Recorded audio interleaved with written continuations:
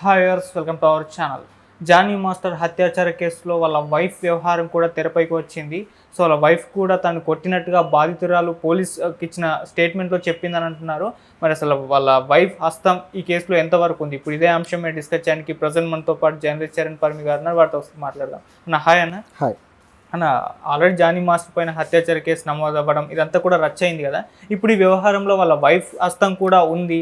వాళ్ళ వైఫ్ కూడా ఈమెని బలవంత పెట్టింది, కొట్టింది అన్న వార్తలు వినిపిస్తూ ఉన్నాయి. ఈమె పోలీసులకు ఇచ్చిన స్టేట్మెంట్లో కూడా దీన్ని మెన్షన్ చేశారంట. మరి వీళ్ళ వైఫ్ హస్తం ఏ మేరకు ఉంది? వాళ్ళ వ్యవహారం ఏంటి అసలు?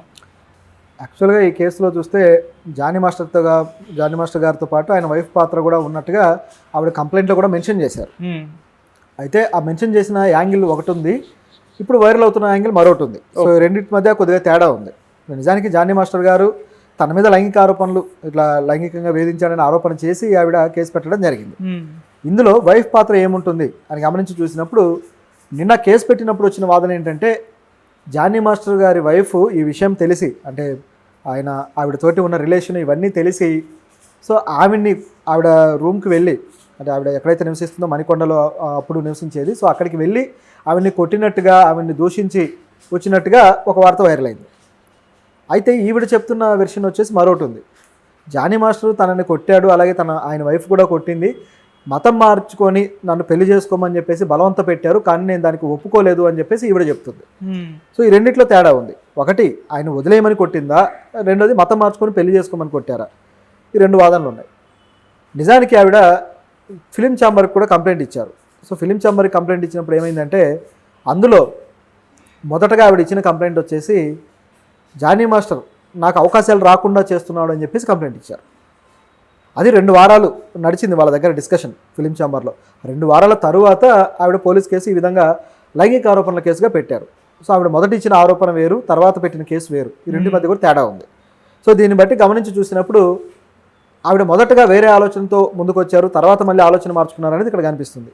ఇందులో ఆ వైఫ్ పాత్ర ఏంటి అని చూస్తే, నిజంగానే జానీ మాస్టర్కి ఆవిడ్ని రెండో భార్యగా చేయాలనుకున్నారా అనేది ఇప్పుడున్న క్వశ్చన్. ఎందుకంటే మామూలుగా అయితే ముస్లిమ్స్ దాంట్లో వాళ్ళకి రెండో భార్య లేకపోతే మూడో భార్య అనే కేటగిరీ అనేది మామూలే కొంతవరకు. అయితే అందరూ అలా చేసుకోవట్లేదు. నిజానికి వాళ్ళకు మతపరమైన వాటిలో అది కూడా ఒకటి, నిబంధనలు ఏవైతే ఉంటాయో అది కూడా ఒకటి, అంటే చేసుకోవచ్చు అన్నట్టుగా. కానీ పెద్దగా ఎవరు పాటించట్లేదు అది. అయితే ఈ పాటించకపోవడం అని మనం ఆల్రెడీ గమనిస్తూ ఉన్నాం. మన చుట్టూ ఉన్న సమాజంలో ముస్లింల జీవితాలు ఇవన్నీ గమనిస్తున్నాం. అయితే హైదరాబాద్లో కొంచెం ఓల్డ్ సిటీలో కాస్త ఓల్డ్ రిచువల్స్, ట్రెడిషనల్ ఇదిలో పాటించే వాళ్ళు చాలా కొద్దిమంది ఈ తరహాలో 2 పెళ్ళిళ్ళు 3 పెళ్ళిళ్ళు చేసుకున్న వాళ్ళు కూడా ఉన్నారు. సో ఇదొక యాంగిల్. అయితే ఇక్కడ ఆవిడకి సమ్మతి ఉండే అవకాశం కొంతవరకు ఉంది. ఎందుకంటే మతపరమైన ఏ ఆంక్షలు లేవు కాబట్టి కొంతవరకు సమ్మతి ఉంటుంది అనేది మనం గెస్ చేయొచ్చు. కాకపోతే ఇక్కడ సమస్య ఏంటంటే, అసలు ఆవిడతోటి జానీ మాస్టర్కి ఎంతవరకు ఎఫ్ఐఆర్ ఉంది, ముందు దీంట్లో క్లారిటీ అనేది రావాలి. ఎందుకంటే నిజానికి ఇటువంటి బెదిరింపు అనేది లవ్ జిహాద్ కింద కూడా కన్వే అవుతుంది. మామూలుగా అయితే ఒక ముస్లిం తనకు నచ్చిన మరొక అమ్మాయి, ముస్లిం అమ్మాయిని రెండో పెళ్ళో ఏదో చేసుకోవచ్చు. కానీ ఈవిడ ముస్లిం కాదు, ఈ కంప్లైంట్ ఇచ్చిన అమ్మాయి ముస్లిం కాదు, వేరే మతం అమ్మాయి. కాబట్టి ఇప్పుడు ఈవిడ్ని మతం మారు మేము చేసుకుంటామని అడగటం అనేది ఖచ్చితంగా అది తప్పే. అది లవ్ జిహాద్ కింద కన్వే చేసి అది కూడా కేసు పెట్టే అవకాశం అయితే ఇప్పుడు దానికి సంబంధించిన సెక్షన్లు బలంగా వచ్చాయి.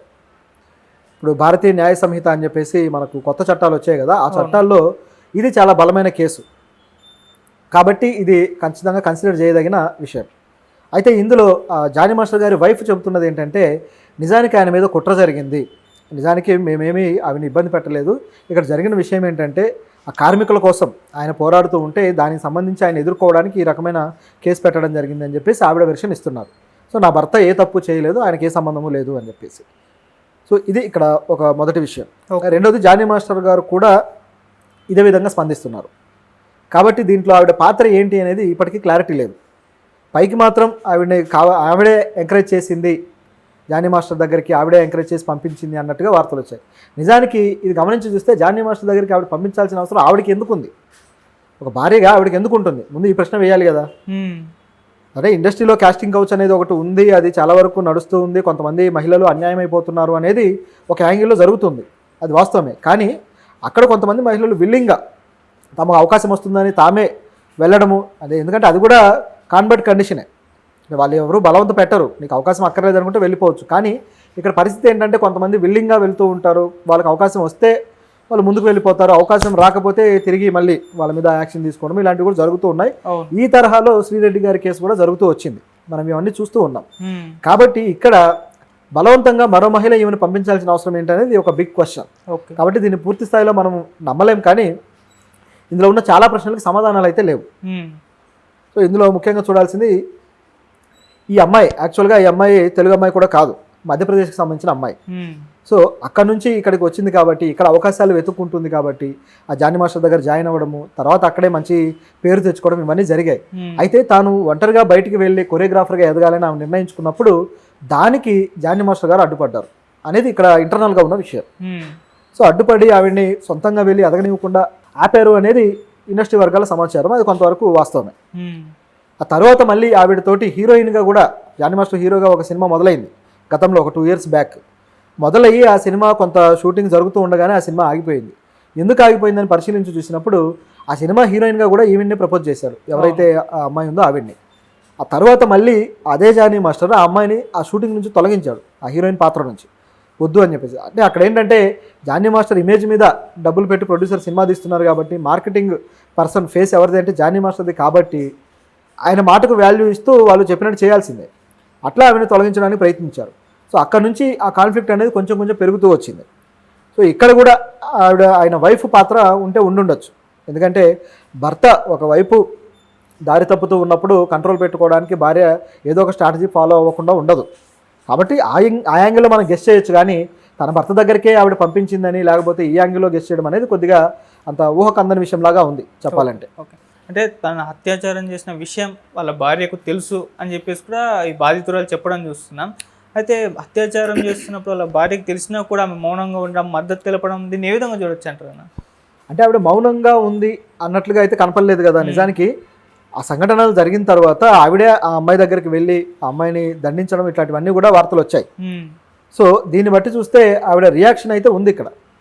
కాకపోతే ఎవరైనా సరే భర్త మీద చివరికి రేపు ఆరోపణలు వచ్చినా సరే కొంతమంది ఎలా ఉంటారంటే తన భర్తని కాపాడుకోవడానికే ఎక్కువ ప్రాధాన్యత ఇస్తారు కాబట్టి సో ఆవిడని ఆ యాంగిల్లోనే చూడాలి. ఒక విధమైన సతీ సావిత్రి స్టోరీ ఉంటుంది కదా ఎపిసోడ్, ఆ టైప్లో చూడాలన్నమాట.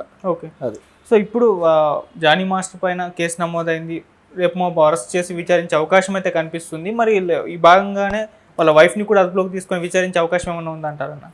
ఖచ్చితంగా ఉంటుంది, ఎందుకంటే అందులో ఆవిడ కూడా భాగస్థురాలుగా ఆవిడ ఆరోపణలు చేస్తున్నారు కాబట్టి ఖచ్చితంగా ఆ వైఫ్ను కూడా ఆ విచారణలోకి తీసుకునే అవకాశం అయితే ఉంది.